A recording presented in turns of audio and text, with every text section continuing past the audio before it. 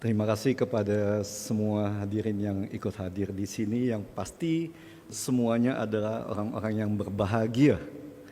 Terutama Dr. Dev hari ini ya, masih muda, saya yakin masih energik untuk membantu memperbaiki penegakan hukum di negara kita tercinta.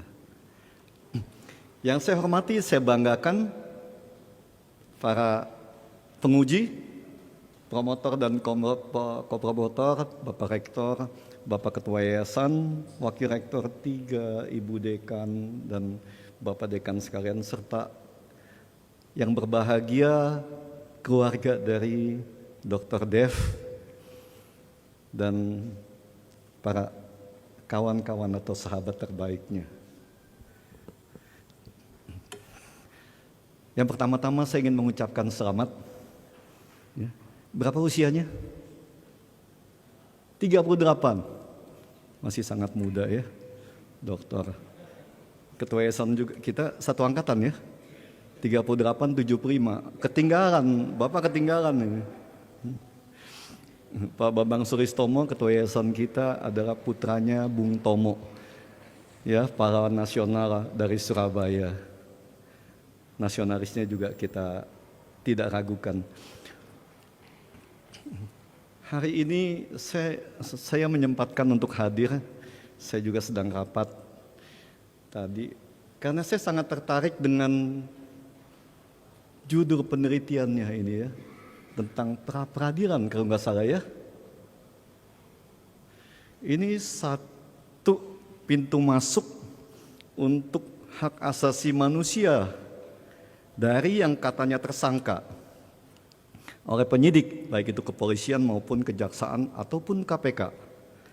Ya, hari ini sudah masuk semua dalam ranah pra-peradilan itu. Satu posisi yang sangat penting di mana di dalam KUHP itu diatur sesuatu yang sangat absurd dan kalau di pandangan saya sebagai orang hukum sangat-sangat tidak mencerminkan tentang penghormatan terhadap hak asasi manusia, hak hukum warga negara, dan sistem peradilan atau pengadilan yang ada.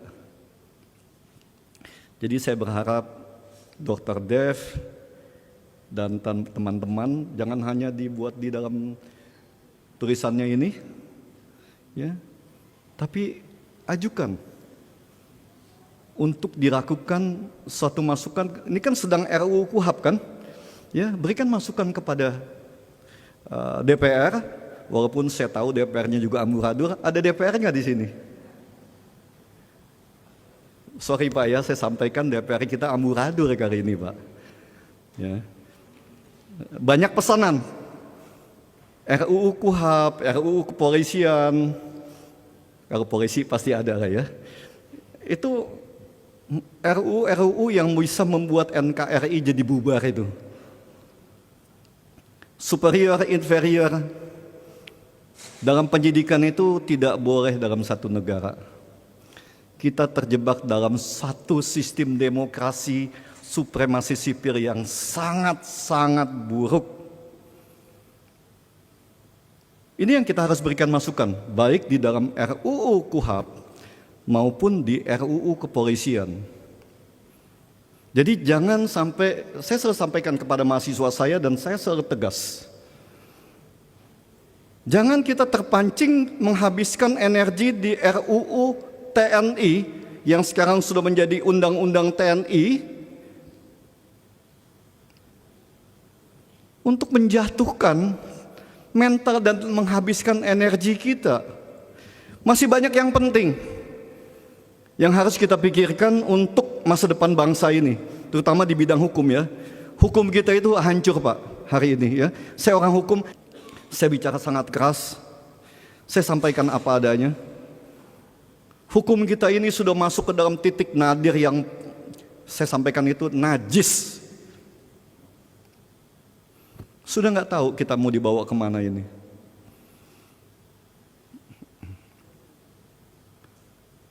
Nah, di sini saya berharap karena bidangnya adalah pra-peradilan, Kalau saya ngomong agak sedikit keras, mohon dimaafkan, tapi salah bapak-bapak ngundang saya. Ya.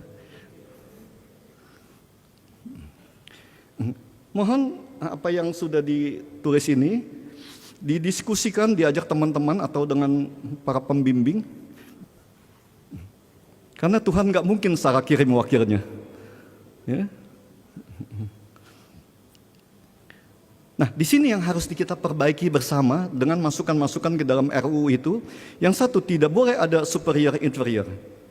Yang kedua, tidak boleh ada titipan di dalam RUU KUHP dan RUU kepolisian ini.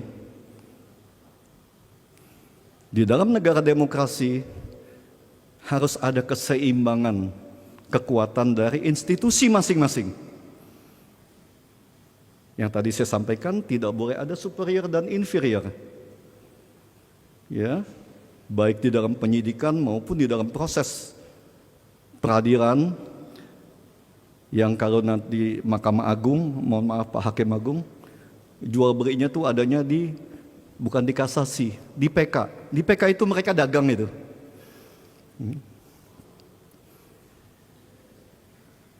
Karena kita nggak tahu putusan PK habis itu kan final, kan selesai itu. Ya. Beliau datang ke ruangan saya, kita diskusi, dan saya sampaikan, Pak, kalau dagang tuh jangan di PK, itu hak asasi manusia di sana yang diperdagangkan itu. Kita nggak punya hak banding lagi atau hak PK dari terdakwa. Itu yang harus dibikin keseimbangannya. Oke, jaksa tidak boleh PK, tapi pelapor atau penggugat itu harus mempunyai hak untuk PK.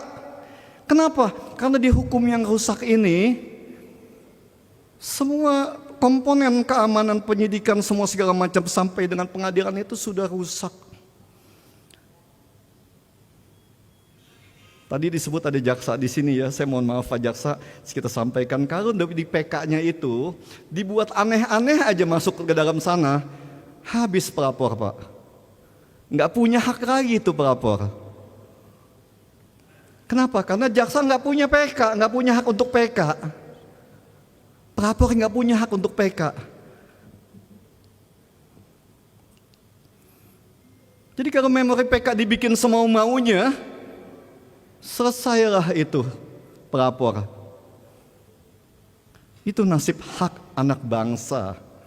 Ya, jadi dalam perbaikan KUHP kita sudah kirimkan tim kita juga ya kepada DPR yang dipimpin oleh Pak Habibur Rahman itu supaya dimasukkan hak-hak pelapor, bukan hanya terdakwa. Terdakwa itu kan maling.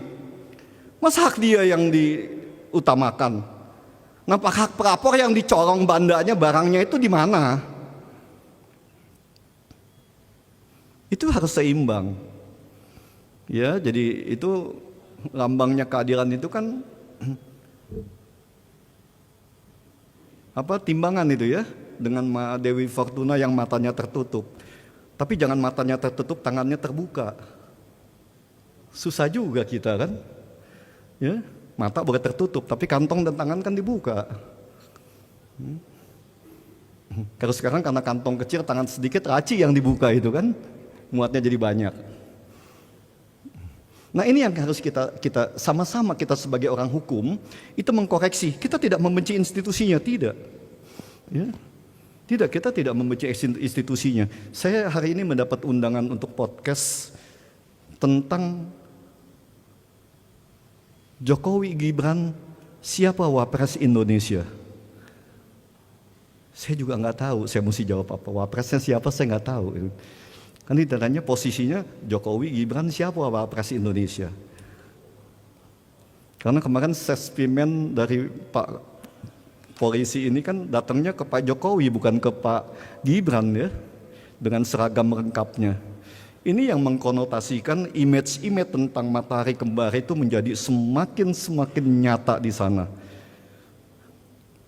Kita bicara tidak tentang aturan, tapi tentang etika seorang yang berpendidikan, etika manusia Indonesia yang katanya akan menjadi seorang pemimpin. Ini Di Indonesia hari ini kita kehilangan moralitas dan etika itu sendiri. Ya, kemarin dalam podcast dengan Prof. Gayus saya sampaikan, etika bangsa Indonesia itu diukur dengan materi, kekayaan. Nggak peduli itu materinya didapatkan hasil nyolong atau hasil kerja keras.